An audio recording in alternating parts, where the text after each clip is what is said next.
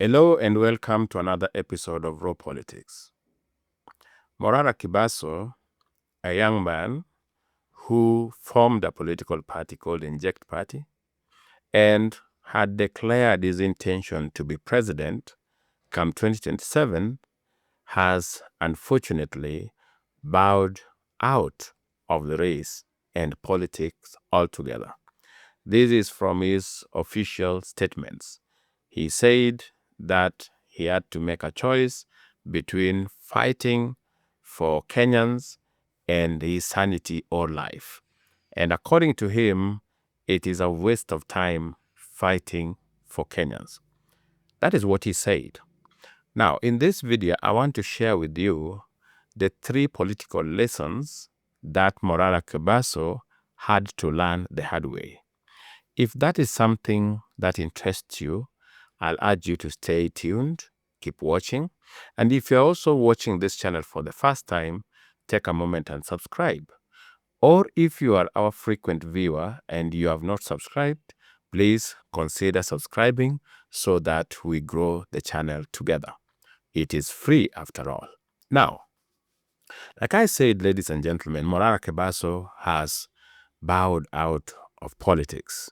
He is now going to concentrate on private life. Before we jump into the lessons we could draw from Morara Kebaso's resignation from politics, there is one thing you need to understand. It was bound to fail. Whatever it is that Morara Kebaso was doing was bound to fail. Eventually, he was going to give up. I looked at Casmuel Makoure. I've looked at the likes of Gaucho. I've analyzed, I've looked at the likes of Morara Kebaso, and there is one thing they shared in common. They had a wrong foundation. They started this under wrong beliefs. Whatever it is that they were doing, they started it under wrong beliefs. Let's take Morara Kebaso, for instance. He was under the assumption that Kenyans actually needed change, that the young people who had gone to the street with him were genuinely looking for good governance. And so he thought that, okay, fine, because I also desire good governance, let me go forward, declare my intention to lead these young people, and hopefully they are going to support me and we can change Kenya together. That was a very wrong premise because it ignored very fundamental truths of Kenya's politics. And that is why he had to learn certain lessons the hard way. For those of you who don't know about Morara Kebaso, is a young Kisi who was doing some businesses in Utawala. He was not very popular. After the so-called Gen Z's riots of 2024, Morara Kebaso saw an opportunity to lead the young people and even declared his candidature. In fact, so many of these young people donated towards him exposing Ruto, because Morara would go to places and expose projects that Ruto launched and which are either stalled or have not even picked up. And people loved this, especially the anti-Ruto team. They even donated money. I know friends who really chipped in and gave the young man money.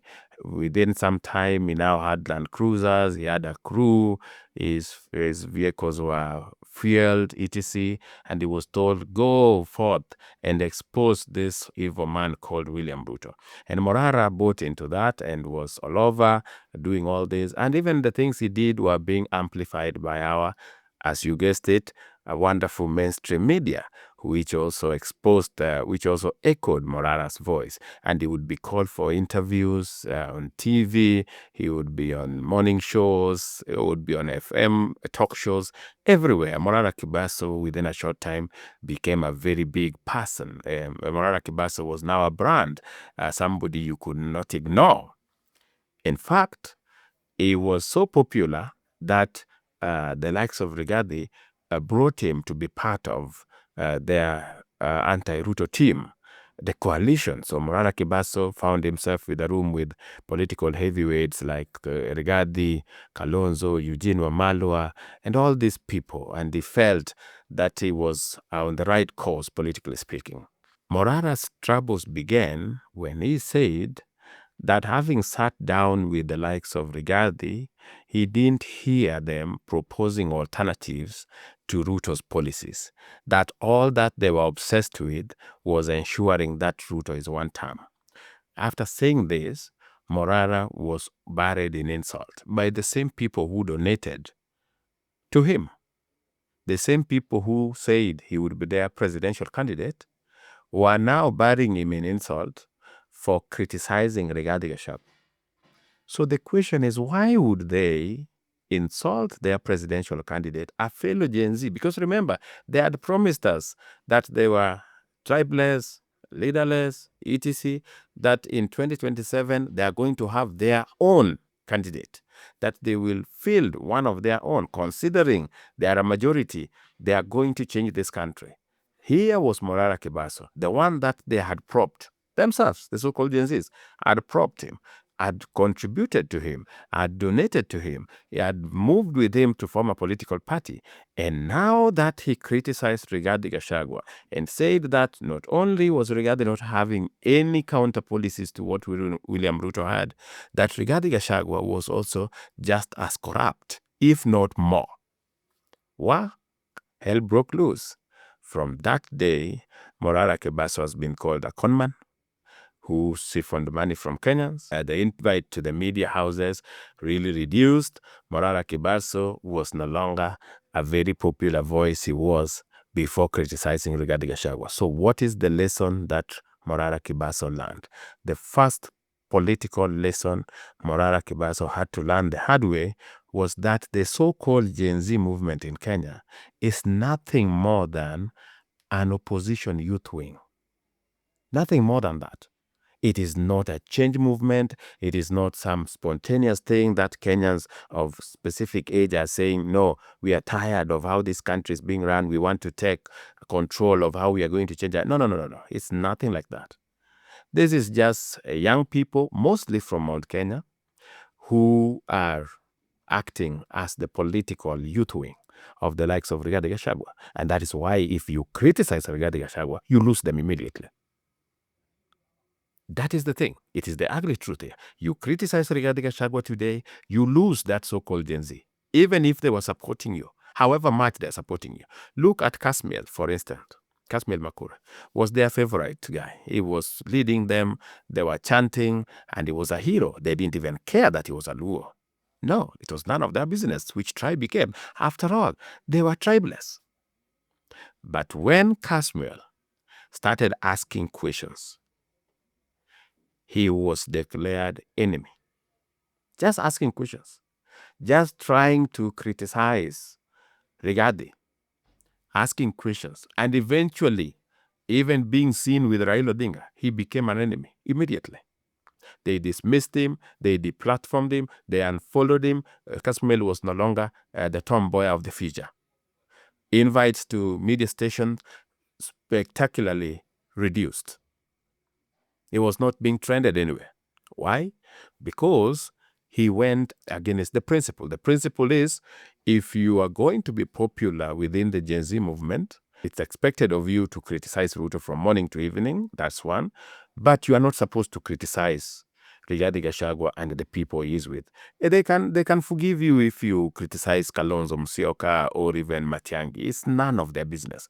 But if you touch their leader, which is Rigathi Gachagua, who declared that he is their leader in one of the churches, he said that he is their leader. So if you criticize that leader, you will lose these Gen Zs.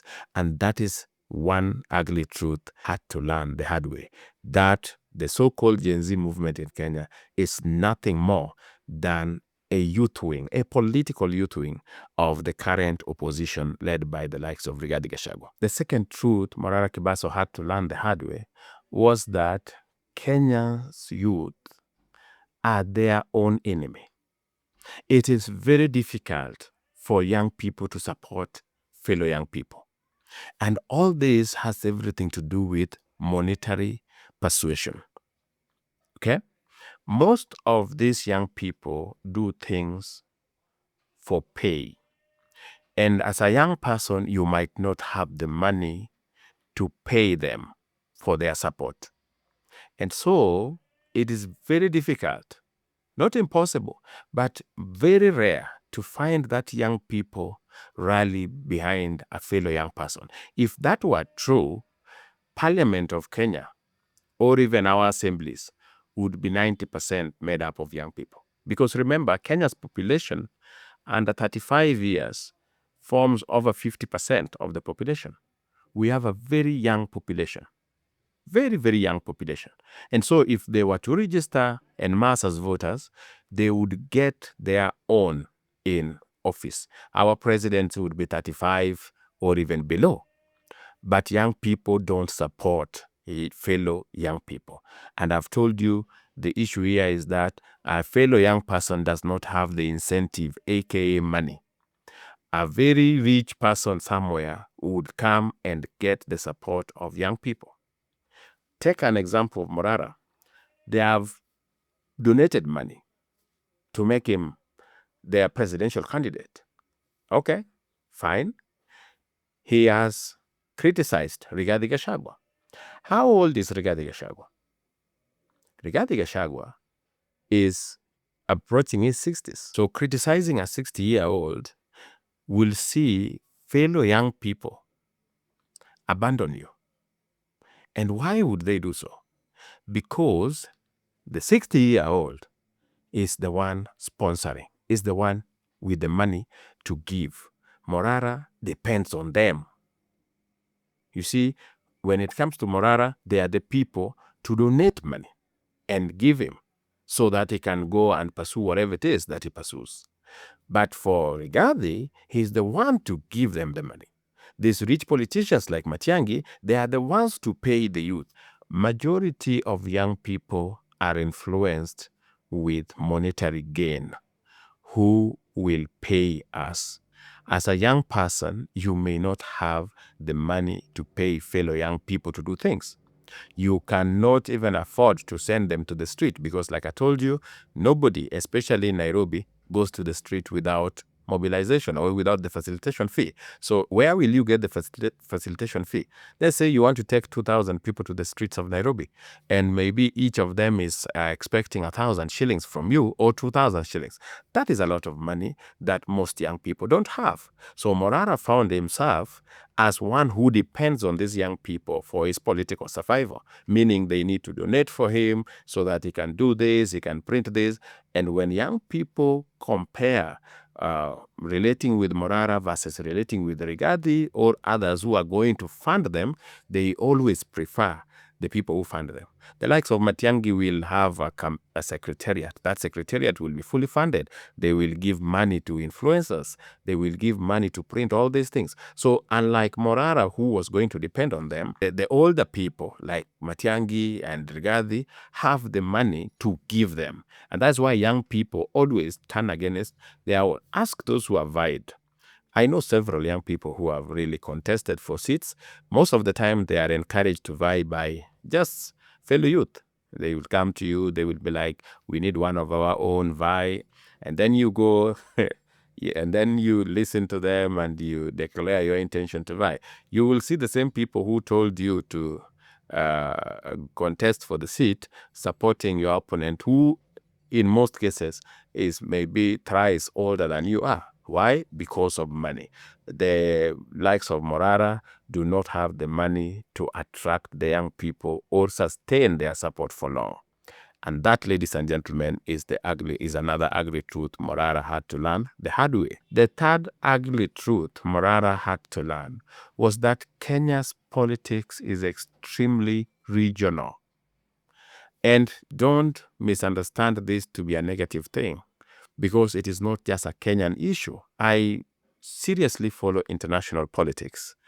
And whether it is elections in Germany, elections in France, elections in the UK, Israel, elections in the US, and other democracies like even India, I do follow how those elections are done and what motivates the voters to vote in a particular way. And in most cases, voters are either voting along regional lines or along issues. And even when they vote along issues, you will find that even the issues are regional. Kenya's politics is not even based on issues anyway, because we always have almost similar manifestos. So in Kenya, there's nobody who is saying we should tax people more and another is saying we shouldn't. No, we don't have that. In Kenya, it's about tribes, about regions. Who is representing this region and what is that person going to get? So when a young Kisi like Morara finds himself criticizing a Kikuyu leader like Rigathi, he loses it because the support that he had, the people who are cheering him on, like I told you, the so-called Gen Zs, most of them are from Mount Kenya. I told you that. And they can cheer you on if you are helping them bring Ruto, who they call the common enemy, if you are helping them bring Ruto down. Then they can support you. And these people don't joke. If you don't toe the line, the tap's dry. And so that is what Morara faced. He found himself in a situation where the people who used to donate for him overwhelmingly are from Mount Kenya, are Kikuyus mostly. And him is a Kisi who is trying to attack the source, and immediately was abandoned because he was also attacking Matiang'i. And Kisis look at that and they're like, you're attacking our son. So if you attack Rigathi, Kikuyus look at you, the Kikuyu Gen Zs look at you and they're like, this guy is attacking our leader. And for that reason, they abandon you. The source of income is gone. Remember, they are the ones who are donating the most. So when you lose the Kikuyus, you maybe want to depend on the Kisis who are your kin, who are your tribesmen. But also they look at you as one who is attacking Matiang'i. And Matiang'i is their kingpin. Where do you find yourself? With no support. And that, ladies and gentlemen, is another ugly truth Morara had to learn. Just as a recap, the three ugly truths Morara learned the hard way was that the so-called Gen Z movement in Kenya is nothing more than the political youth wing of the opposition led by the likes of Rigathi Gachagua. Number two, he learned that youth do not support youth. Eventually, they will leave you for somebody with money. That is one ugly truth that you must have at the back of your mind whenever you are going to contest a seat, especially if the people you are depending on are young people, are youth. Then be very careful. They have the tendency of abandoning their own and voting for someone older. And another truth, the third truth that Morara had to learn the hard way was that Kenya's politics was very tribal. He thought that when these people were saying we are tribeless, we are leaderless, etc., that was true. No, it was not. These people were very tribal. So he found himself without support. And that is why he had to now bow out of politics, because without the money, without the support, very soon you become irrelevant, and there is no need for that. So he has bowed out so that maybe he reinvents himself. Ladies and gentlemen, that is what I wanted to tell you about Morara Kebaso. If you found value in this video, let me know in the comment section below. Otherwise, don't forget to like and share the video with your friends. And in case you missed our video on the truth about the Gen Z protests in Kenya, watch it here.